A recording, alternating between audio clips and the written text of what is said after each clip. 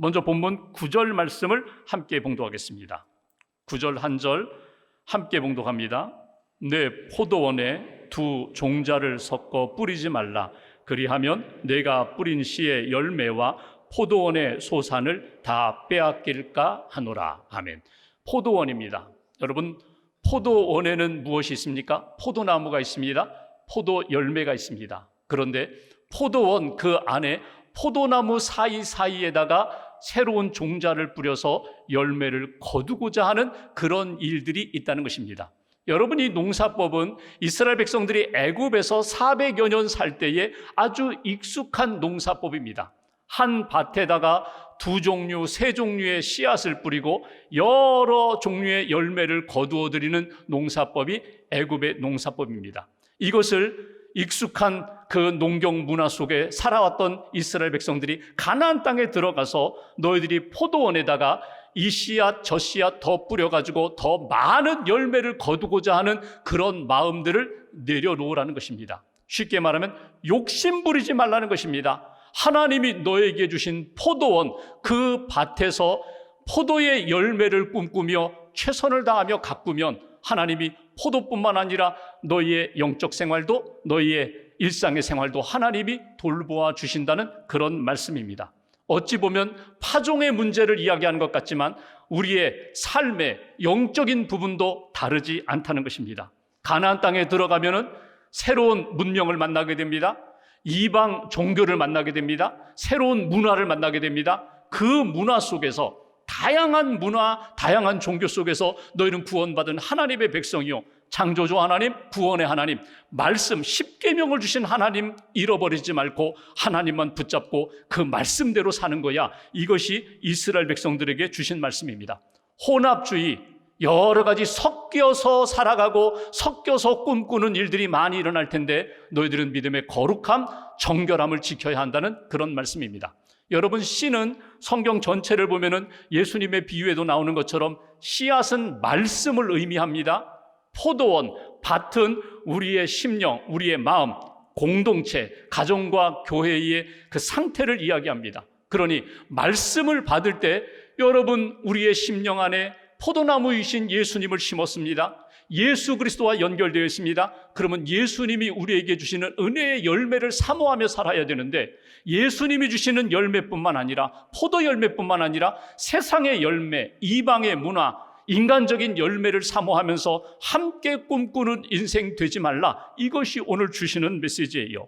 여기에 첫 번째 우리에게 강하게 주시는 말씀, 믿음의 사람은, 구원받은 백성은 오직 주님만, 오직 주의 말씀만 믿고 사모하며 살아가는 인생이 되어야 한다. 오직 주님만, 오직 주의 말씀만 신뢰하면서 소망하면서 살아가는 믿음의 백성이 되라고 주신 말씀입니다. 세상의 문화, 세상의 방식이 아니라 주님의 뜻, 주님의 말씀을 따라 주님께 집중하면서 그 말씀에 붙들려 살아가는 하나님의 백성이 되라고.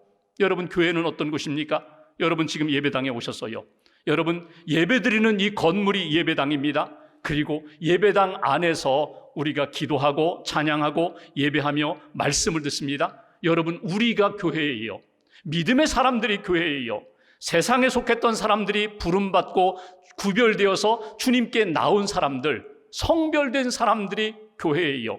여러분, 교회는 항상 성령의 역사가 있고 말씀의 역사가 있습니다. 그런데 사단은, 마귀는 끊임없이 우리가 순결한 거룩한 백성으로 오직 믿음으로 사는 것에 대하여 끊임없이 방해를 놓습니다. 성경에 나오는 예수님의 비유처럼 마귀가 밤에 와서 가라지를 뿌리고 가는 거예요.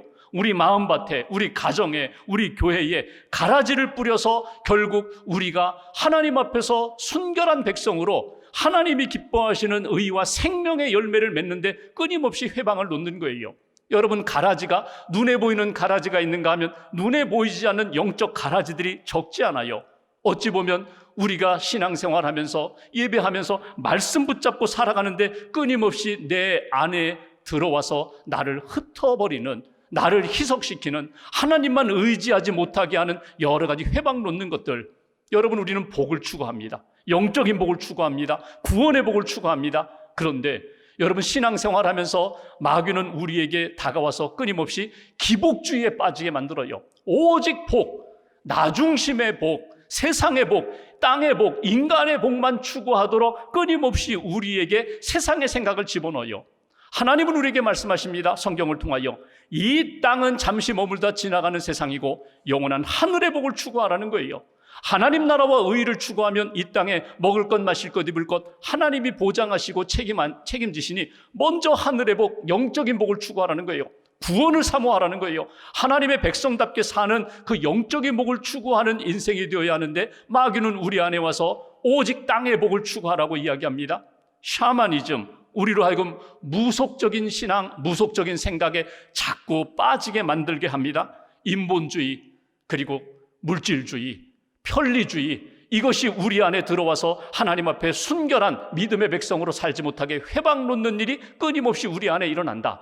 그래서 우리가 경계하고 깨어서 나는 주님만, 오직 예수님만 믿고 거룩한 백성으로 살겠습니다. 주신 말씀 붙잡고 그 말씀만 의지하여 살겠습니다. 다짐하고 결단하지 않으면 끊임없이 마귀가 뿌려놓은 가라지에 의해서 우리의 신앙생활이 흐트러지게 된다. 우리의 신앙생활이 거룩함을 잃어버리게 된다. 여러분, 가라지는 결국 열매가 없어요. 가라는 쭉정이로 남아요.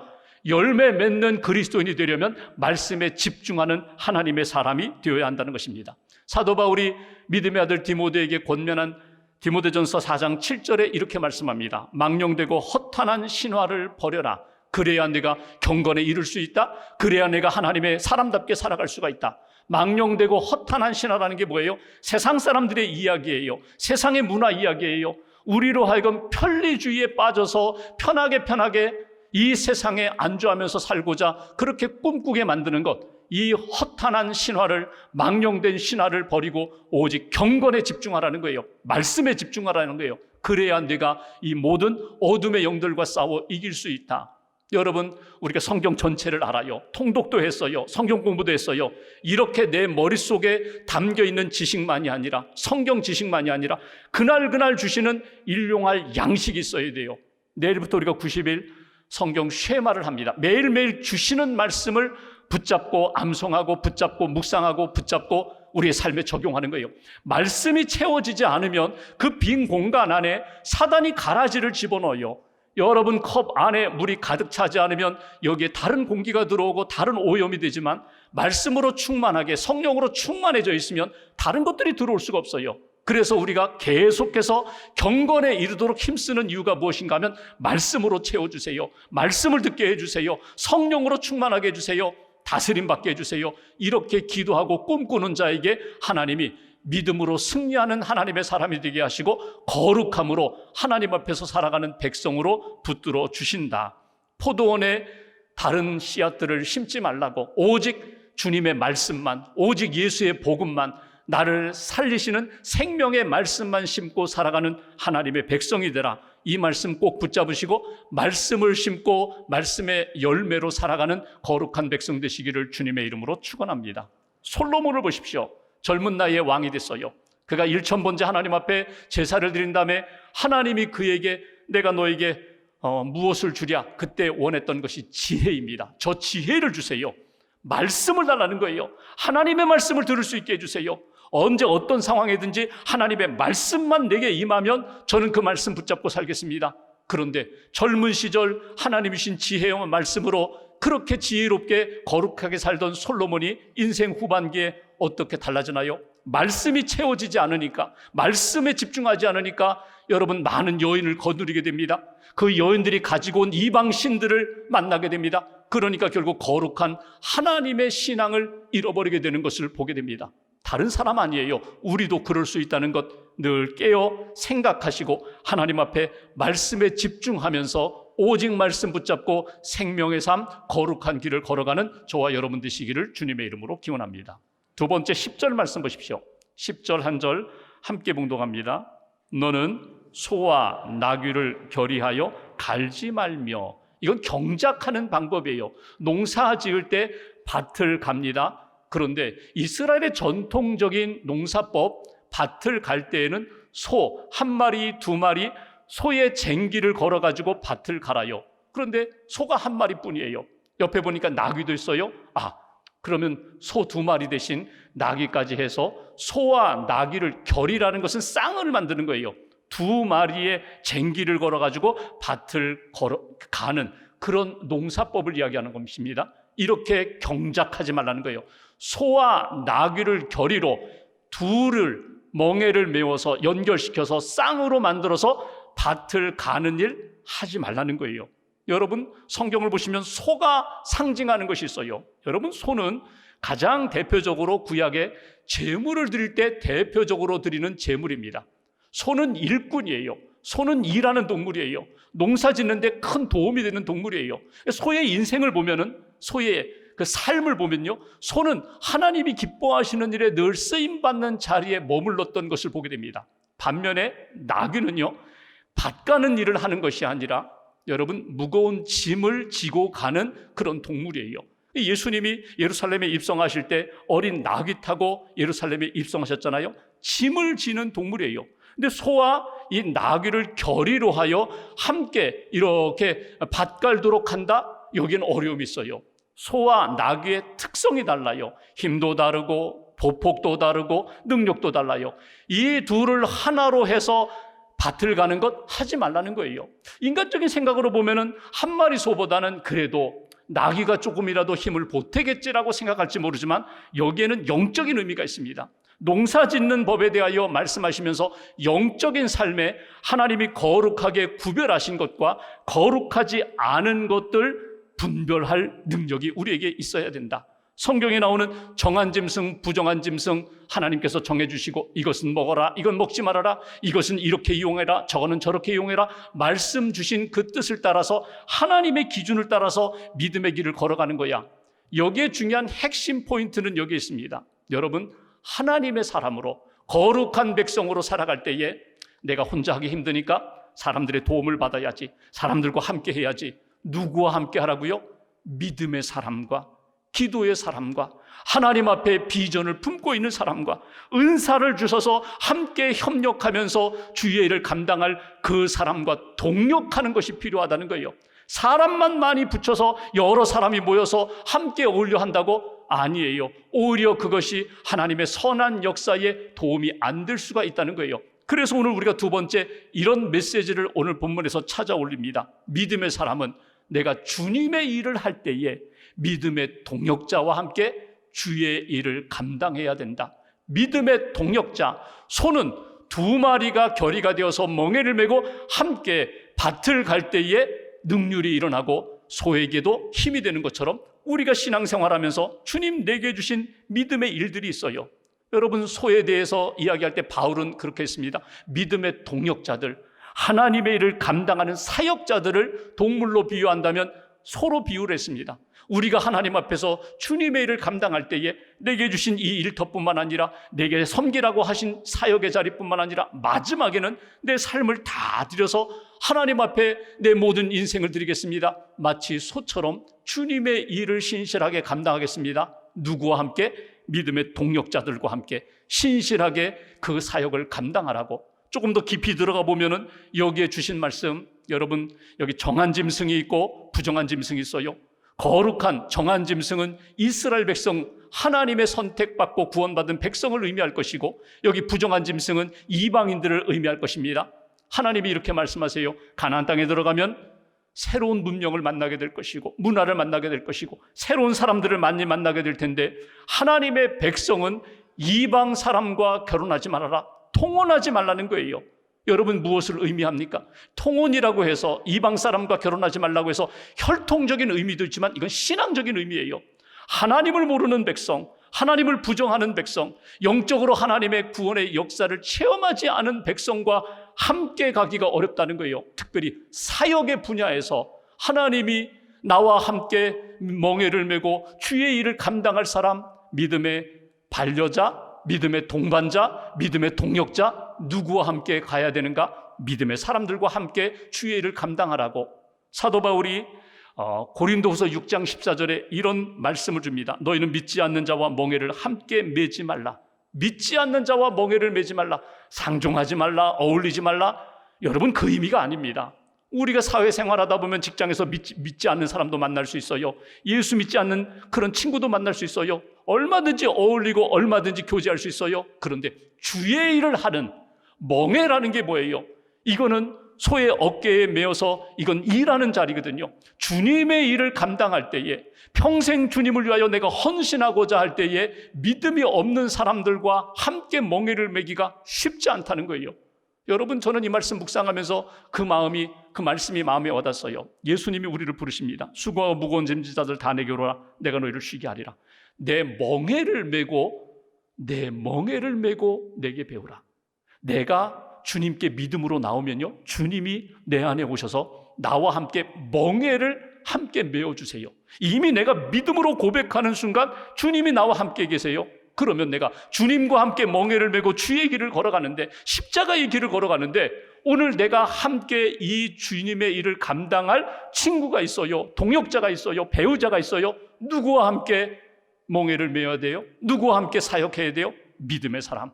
내가 예수님을 고백한 것처럼 그도 예수님을 고백하고 주님과 함께 십자가의 길까지 걸어갈 수 있는, 사역할 수 있는 그 믿음의 사람들과 함께 동역하는 것, 이것이 하나님이 기뻐하시는 거룩한 백성의 모습이라고. 구약에 아합 왕이 있습니다. 능력이 있어요. 그런데 이세벨이라는 여인과 결혼했어요. 이세벨은 시돈 왕의 딸입니다. 공주예요. 이방 나라 왕의 딸이에요. 그런데 결혼하는 그 순간부터 이방의 문화가 들어옵니다. 이방의 종교가 들어옵니다. 그러니까 아합 왕이 그 다음부터는 자신뿐만 아니라 이스라엘 백성 전체가 우상을 섬기는 나라가 되어버려요. 엘리야 선지자가 그렇게 말씀을 전하고 깨우치고 불로 응답받는 사건을 받았음에도 불구하고 아합 왕이 돌이키지를 못하게 됩니다. 여러분, 누구와 함께 주의 길을 걸어가느냐, 누구와 함께 동역하느냐, 기도 제목이에요. 하나님, 믿음의 사람 만나게 해주세요. 기도의 동역자 만나게 해주세요. 사역할 때에 함께 주님과 멍에를 메고 힘써 주의 일을 감당할 수 있는 그런 동역자 만나게 해달라고. 그리고 믿음의 동역자와 함께 기쁨으로, 감사함으로 주의 사역을 감당하는 것, 이것이 하나님의 거룩한 백성이라고 우리에게 가르쳐 주십니다. 한 가지 더 보면 11절 말씀 보실까요? 제가 봉독합니다. 양털과 배실로 섞어 짠 것을 입지 말지니라. 양털과 배실로 섞어 짠 옷감으로 만든 옷 너희는 입어서는 안 된다. 딱 그 맛이에요. 근데 성경을 보시면 양털과 배실로 짠 옷을 입는 사람들이 있어요. 누군지 아세요? 제사장들입니다. 제사장들은 양털과 배실로 짠 옷을 입어요. 하나님 앞에 구별된 사람이 이 옷을 입어요. 그럼 보통 사람들은 제사장의 옷을 함부로 입지 말라, 이런 의미도 되고요. 또 하나, 섞어 짠 옷감을 하나님은 별로 원하지 않으세요. 순결한 백성으로 순수하게 하나님 앞에 우리의 일상생활과 우리의 문화, 심지어 의복 문화까지도 하나님 앞에 오직 거룩함으로 하나님 앞에 계획하고 살아가는 것을 하나님이 원하신다는 거예요. 그런데 12절, 더 중요한 말씀이 있습니다. 의복 문화에 있어서 12절 함께 봉독합니다. 너희는 너희가 입는 겉옷에 내 귀에 술을 만들지니라. 아멘. 내가 입는 겉옷에 술을 만들라는 거예요. 여러분, 이 술이 뭘까? 옷술이거든요. 그러니까 이스라엘 백성들이 입는 옷, 내 귀퉁이, 내 모서리에다가 옷술을 만들어서 구별하라는 거예요. 이 말씀에 대한 조금 더 자세한 설명이 어디에 나오는가 하면 민수기 15장에 나옵니다. 민수기 15장을 한번 보십시오. 37절 이하의 말씀 제가 봉독합니다. 여호와께서 모세에게 말씀하여 이르시되 이스라엘 자손에게 명령하여 대대로 그들의 옷단 귀에 술을 만들고 청색 끈을 그 귀에 술에 더하라. 39절 같이 봉독합니다. 이 술은 너희가 보고 여호와의 모든 계명을 기억하여 준행하고 너희를 방종하게 하는 자신의 마음과 눈의 욕심을 따라 음행하지 않게 하기 위함이라. 아멘. 이스라엘 백성들에게 너희가 겉옷을 입을 때 술을 만들라는 거예요. 내 모서리에다가 마지막 끝단에다가 술을 만들라. 술을 만든 이유가 있다는 거예요.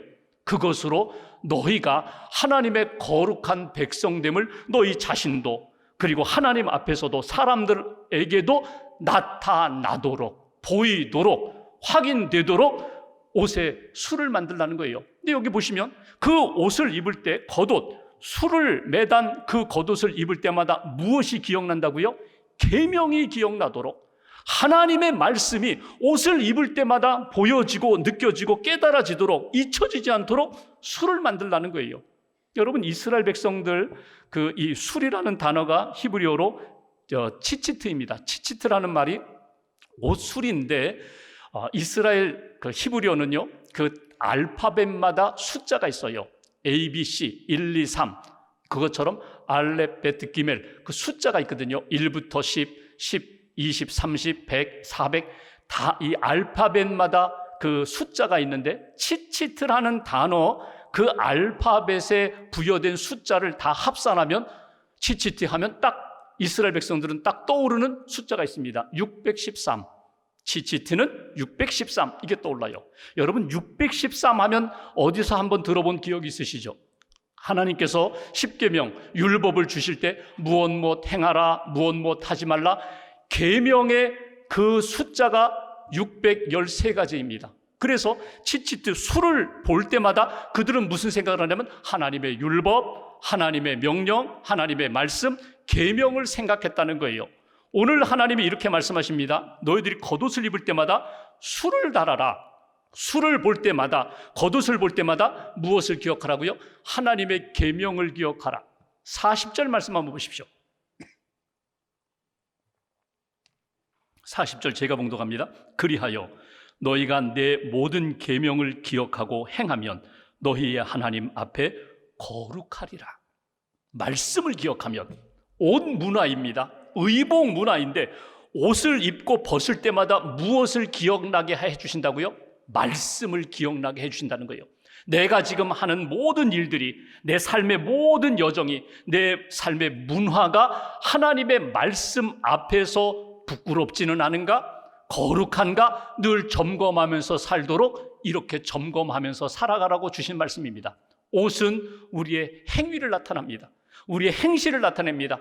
옷을 입고 옷을 벗을 때마다 하나님이 말씀으로 지금 나를 보고 계신다는 것 잊어버리지 말아라.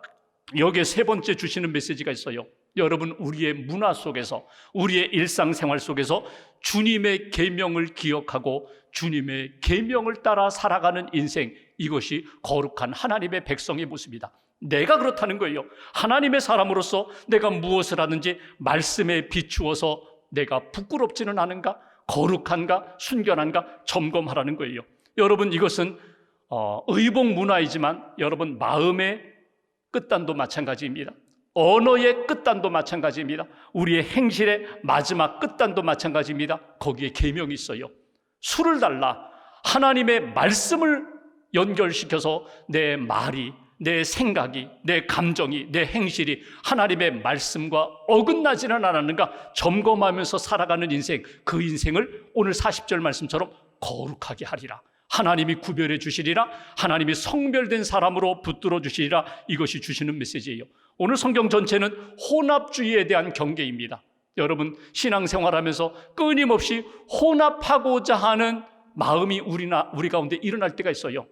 예수님도 붙잡고 세상도 붙잡고 영적인 복도 받고 물질의 복도 받고 사람들에게도 좋게 하고 하나님에게도 좋게 하고, 그런데 먼저 우리가 주목할 것이 있습니다. 하나님 먼저, 말씀 먼저, 하나님의 뜻대로 살아가는 인생 가운데 하나님이 필요한 것 채워주실 것, 하나님이 필요한 것 우리에게 허락해 주실 것입니다. 하나님 앞에서 농사를 짓든지 아니면 어떤 사역을 하든지 아니면 내 삶의 모든 문화 속에 하나님 그리고 그 말씀이 살아있는 거룩한 백성으로 살아가야 된다. 마틴 루터가 종교개혁하면서 외친 구호가 있습니다. 오직 믿음으로, 오직 하나님 믿음으로, 오직 은혜로, 하나님의 은혜로, 오직 말씀으로, 내게 주신 하나님의 말씀으로 구원받고 믿음의 삶, 거룩한 삶을 살게 된다고. 우리는 다 왕같은 제사장이라고 하나님 앞에 거룩한 백성 되어서 하나님의 뜻을 이루는 길을 걸어가야 된다고. 오늘 하나님의 말씀을 통하여 우리 각자에게 주신 마음과 말씀을 딱 붙잡으시고 하나님 앞에 거룩하고 순결한 백성으로 주님 앞에 기쁨이 되는 주님의 뜻을 이루는 삶을 살아가시기를 주님의 이름으로 기원합니다.